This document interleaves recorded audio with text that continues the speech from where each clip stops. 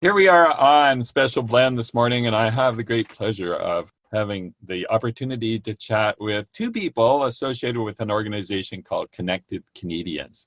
Emily Jones, Joanisse, and Damen are the people that founded this organization. Emily, when was that the organization started, Connected Canadians? Early 2018. We founded it January 2018.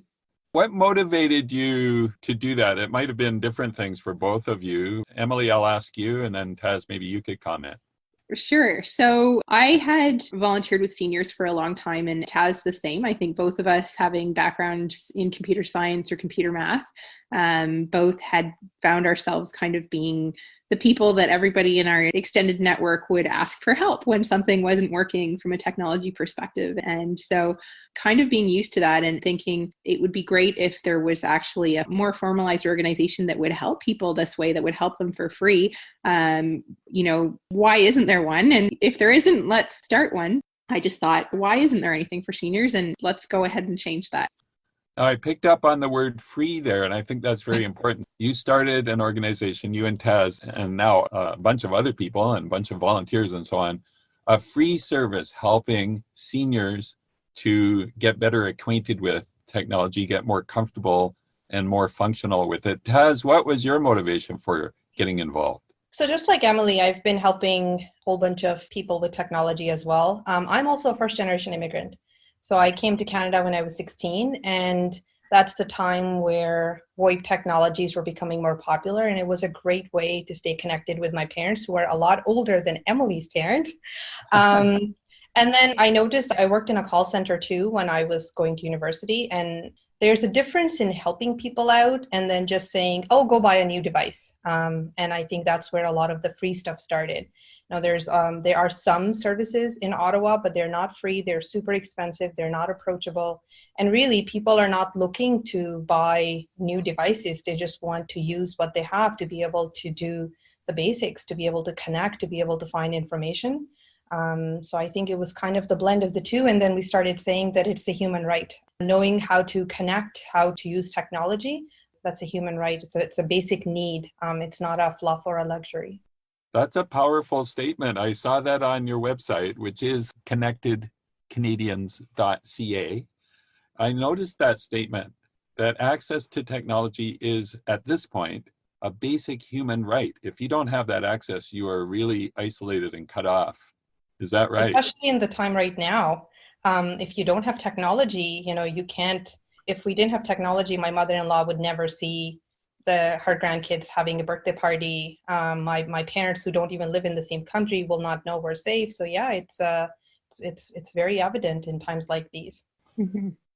I think you were ahead of the curve, really. Speaking of curves, you started this a couple of years ago, and even in that time, we've become more and more dependent on digital technologies and gadgets and devices and all the interfaces to them and all the passwords and all the setup requirements and downloads and all that. That's the kind of thing you help people with, is it?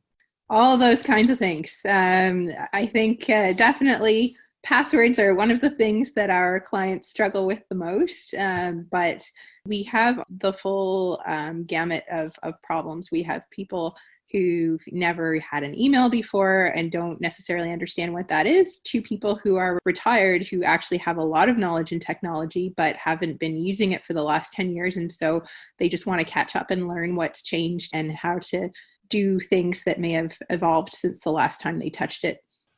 Tell us, if you would, how do volunteers fit into the picture at Connected Canadians? What are the volunteer roles and what kinds of stories do you have related to people volunteering to help with this effort? Oh man, we have the best volunteers. I love our volunteers. They're just awesome. They're so smart. So our volunteers are great. A lot of them, I would say at least 80% of them are new immigrants to Canada within the last couple of years. And this was kind of a delightful surprise, because when I initially started advertising for volunteers, I wasn't sure who was actually going to start showing up. And we found that many of the people that signed up were new to Canada and had a tremendous amount of technological education in their own countries. And they might have master's degrees in electrical engineering. PhDs in computer science, all kinds of things. And new to Canada, they would face some challenges in terms of getting jobs because they didn't have the Canadian work experience. So we kind of afford people with an opportunity to get that valuable Canadian experience, even if it's just conversational and helping people learn and troubleshoot, while the seniors, on the other hand, get the experience of learning more about technology and becoming more comfortable with it and getting to welcome somebody into their community that they wouldn't have otherwise had the opportunity to meet. It's great. They get to practice their English. And then on the other hand, when we have seniors who are from different ethnic backgrounds, a lot of them can pair up with volunteers who speak their own language, which is really useful as well, especially when they're dealing with something that they're not inherently comfortable with. Our volunteers range, I think our youngest one was probably about 19 years old, and our oldest one, I might be my mom, but she's Really? close to 80. But we've got volunteers in our 70s, and one of our volunteers is a retired CBC video editor who used to do all the news editing for Peter Mansbridge and all kinds of stuff on the CBC. And so he now joins us, and we're so lucky to have him because he just does such an awesome job at editing all of our video testimonials and things like that. Just one thing I would like to add is that in terms of our volunteers, it's almost like a mini family, a home away from home in many ways. And we are trying to integrate more of intergenerational volunteer groups. So we started with our amazing videographer. But since we have been operating out of senior communities, we're in the midst of rolling out a model where we have a senior champion at each of the retirement communities, and they enable the bidirectional communication and help us guide what kind of help that community needs, and really kind of be the virtual connected Canadians, be present at a spot. So we're starting to roll that out at 2 of the locations before COVID happened, and now we are thinking about leveraging the same model to kind of still have that outreach in the community, but more safely with using more devices from that standpoint. Yeah, of course, at this point in this era of isolation, the work that you're doing is absolutely so significant. Now, who came up with the name Connected Canadians? It just seems absolutely... Emily, we went for a walk at Carleton Tunnels. We were just reminiscing, and then we were talking about, what we should be doing or how we want to give back, and that's where Connected Canadians idea was born, but we hadn't named the child yet.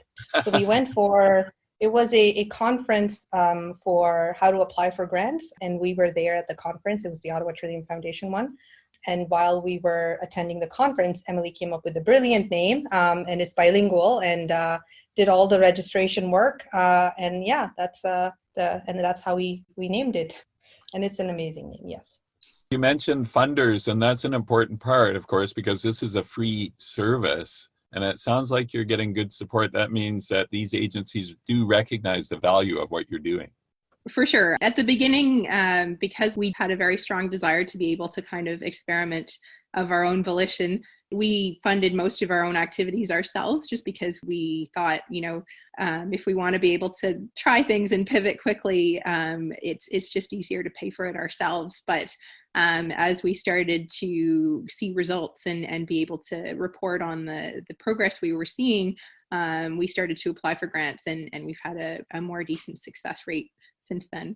I just love the fact that I'm hearing about all these spin-off benefits and unanticipated positive results that have been coming out of this project. For example, Taz, you're talking about the champions in the retirement residences that are the interface between you and the residents there. That's a lovely opportunity, a fabulous role for those people to play, and I'm sure that they get a lot out of it, and so does everybody else. And that's only one example. I'm hearing lots of them already. People having a chance to practice their communication skills while providing help at the same time. Way to go. And obviously you had a very good idea there in the tunnels.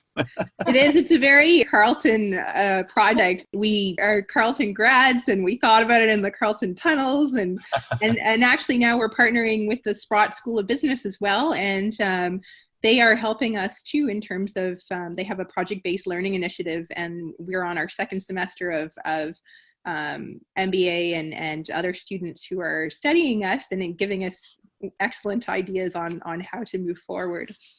Emily, I understand you're actually heading back to Carleton. You already attended there before in the past, right? And Yep. you were involved in CKCU. That was fabulous. Yeah. That's right. I want to figure out a way to get back and get a show on CKCU again when I come back. Hopefully I can find the time and they'll let me back in.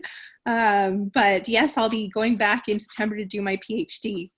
In what area? I'm going to be focusing on management, but my thesis will be on basically how volunteering will give new immigrants skills that can be applied to the workplace. So I'd like to be able to develop sort of a scorecard or a framework that lets people evaluate skills based on volunteering that can translate very easily to the workplace to help new immigrants get new jobs. Nice. Now, Taz, when we were talking earlier, you described yourself as a nerd. What's your background? You're very technical, I understand. I went to Carleton for computer mathematics, and then I started working as a developer and then moved up, and now I'm a software architect. I take a lot of business requirements that are fanciful and then turn them into reality at a very high level. And I've been working in e-commerce domain and healthcare domain for the last little while.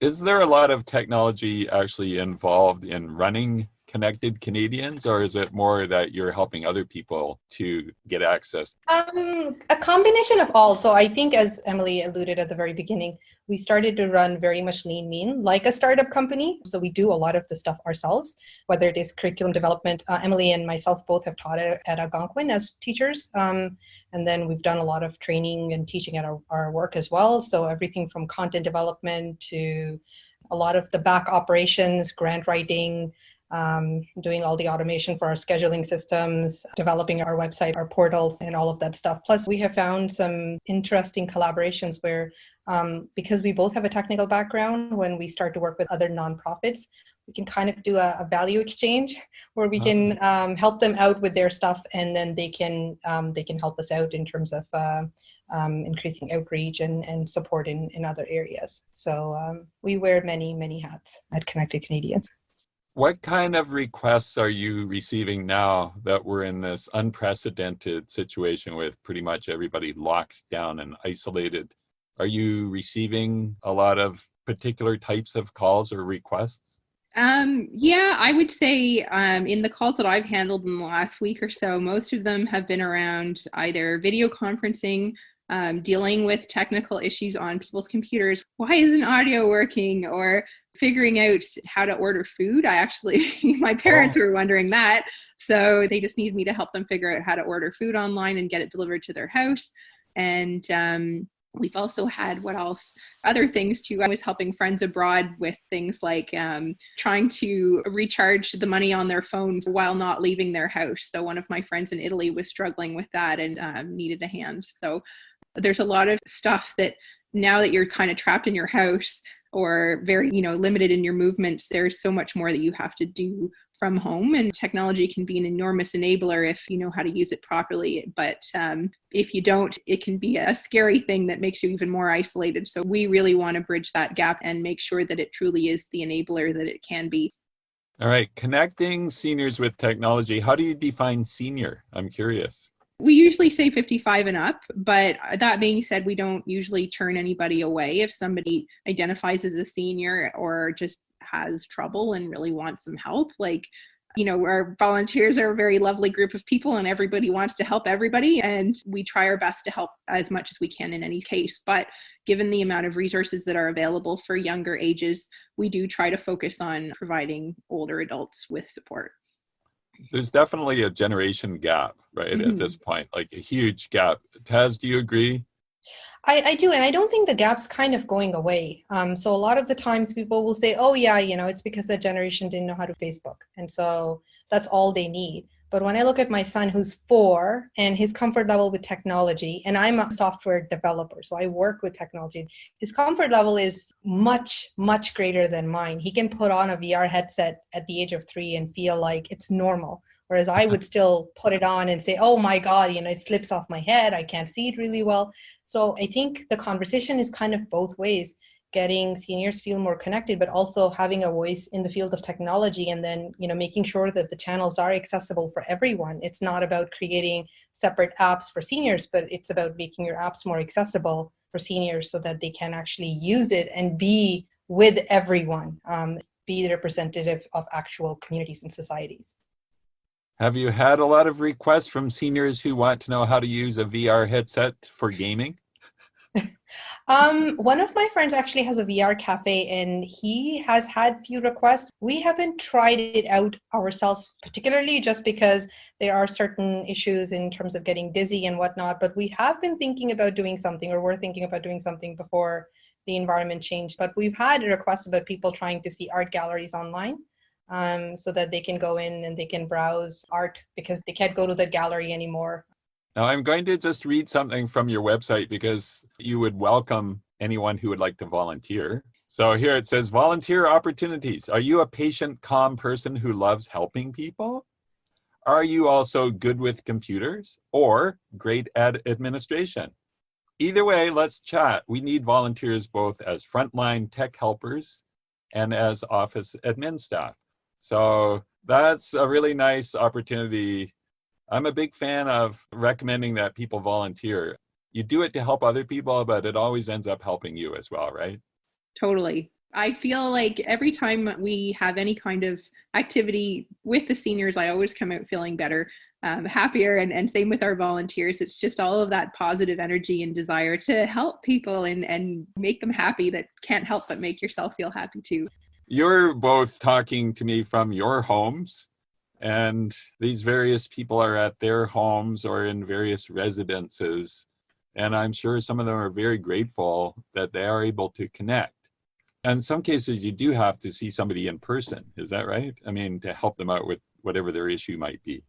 And that is the challenging part right now because most of our senior homes are totally locked down. So our priorities changed very rapidly in the last couple of weeks. We'd had sort of a remote program that was on the back burner for the last year and a half or so that we had been idly tinkering with. But suddenly with COVID, that became priority number one. And now we've been trying to figure out, well, how do we make that operational and how do we make it scale fast? Just because we know that there's this onslaught of people that are likely to need our help in the next weeks to months who we won't actually be able to sit beside as we did previously. So learning how to make this as functional and helpful as possible is definitely priority number one. All right, Taz, maybe one more question. What have you yourself learned or gained, would you say, from being involved in this lovely organization called Connected Canadians? Oh, so many things. I think biggest of them all is perspective. So while starting Connected Canadians, I've gone through quite a lot of personal loss. Two of my older sisters, very young, passed away unexpectedly. And as Emily mentioned, when you talk to seniors, I feel with their experience and their wisdom, in that moment, time kind of stops for me. And I get just a renewed perspective on life, on reality, on things. We are all going to get old. The world is changing rapidly. The realities are different. They're going to be much different for my children. And I've made some really amazing connections and friends who I look up to in some ways, even as a mentor. One of my regular seniors that I see, he's a retired engineer, and I really like talking about my field with him because we share experiences, and I really do miss having a cup of tea with him in person. But we're staying in touch via email because he's also blind. So he's a bit limited in terms of using Zoom and other technologies. But I would say that more than anything else, it's perspective on life, it's perspective on connections and realities of life, I guess. Emily, would you like to make a comment on that same question? It just sort of reinforced the feeling that, your enjoyment in life is very much driven by your own attitude and all the people that we interact with, independent of age. It's so much powered by that inner desire to, keep learning and keep developing themselves as people. And it's so inspiring and encouraging to me to see people in their high 90s who are still excited about learning new things and experiencing what life has to offer. And it just makes me realize, life is a wonderful thing, and we absolutely need to seize every part of it that we can to help others and to enjoy it ourselves too. Thank you so much for talking about Connected Canadians on Special Blend here today. And it is connectedcanadians.ca, everybody. And I'm sure that Emily and Taz would welcome your call, whether you need some assistance or whether you'd like to offer some. Now, Emily, I'd just like to mention a fun fact from the past, because when I first met you, you were doing a show and helping out with shows on CKCU, and I found out that you are a DJ and have been for a long time, and you have a DJ name probably. Just my maiden name, Emily Jones. Emily Jones. So let's go out of this conversation with a music selection of your choice. Oh boy. And maybe you like to rap. Do you ever do any rapping, or you mostly play the music? No, definitely not that kind of DJ, but okay. Let's see. How about Gerardo Frisina, Blues Nova? Is that an Italian artist? Because I know you spent time in Italy, and that's where you first got into it, right? Actually, before that, I fell in love with Italian jazz in the very early 2000s, actually, when I was still an undergrad. And that kind of led me to moving to Italy a bit later on in my life and spending a few years there. Okay. Emily Jones, Joanisse, and Taz Damen, thank you so much. And congrats on all the good work. Thank you so much, Chris, for interviewing us. It's a pleasure to talk to you. Ditto. Bye now. Bye.